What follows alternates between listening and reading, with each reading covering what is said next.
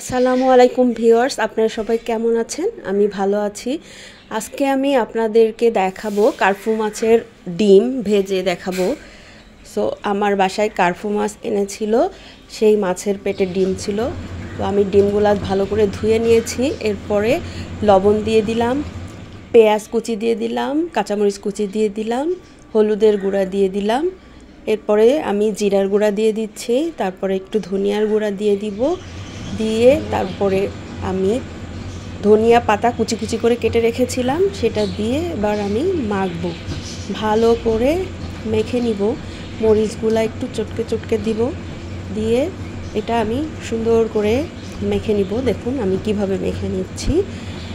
মেখে নেওয়ার পরে এটা আমি এর মধ্যে আমি দিব চালের গুঁড়া। হ্যাঁ, চালের গুঁড়া এটা দেওয়ার কারণ হচ্ছে যে চপগুলো একটু মচমচে হবে, চপ বা বড়া যেটাই বলেন। সো আমি একটু চালের গুঁড়া অ্যাড করে দিচ্ছি, দিয়ে আবার একটু মেখে নিচ্ছি। এবার কড়াইয়ে পরিমাণ মতো তেল দিয়ে দিব। খুব বেশি তেল দেওয়া লাগবে না, অল্প তেল দিলেই হবে। দিয়ে এবার আমি দেখুন মাছের মাখানো ডিম মাখানোগুলোকে আমি বড়ার আকারে আস্তে আস্তে দিয়ে দিচ্ছি কড়াইয়ের মধ্যে। এভাবে দিয়ে অল্প আঁচে আস্তে আস্তে করে ভেজে নিতে হবে, যাতে এই বড়াগুলা ভাজা ভাজা হয়ে যায়। দেখুন আমি দিয়ে দিয়েছি পরিমাণ মতো। এখন আমি এটা আস্তে করে উল্টে পাল্টে দিব, যাতে দুপাশই ভালো করে সুন্দরভাবে ভাজা হয়ে যায়। তো ভাজার জন্য আমি একটু ওয়েট করছি, কারণ যেহেতু আস্তে আস্তে অল্প আছে আমি ভাজছি, সো একটু সময় লাগবে। তো দেখুন আমার বড়াগুলো মোটামুটি অলমোস্ট ডান হয়ে গেছে।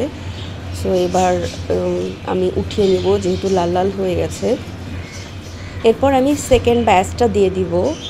দেখুন আমি আবার সেকেন্ড ব্যাচে দিয়ে দিচ্ছি, অল্প অল্প করে ছোট ছোট বড়ার আকারে।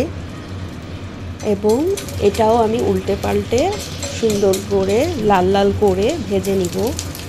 মাছের ডিমের বড়া খেতে অনেক মজা লাগে, আপনারা বাসায় ট্রাই করে দেখবেন, আসলেই মজা লাগে। এমনিও খেতে পারেন, আবার ভাতের সাথেও খেতে পারেন।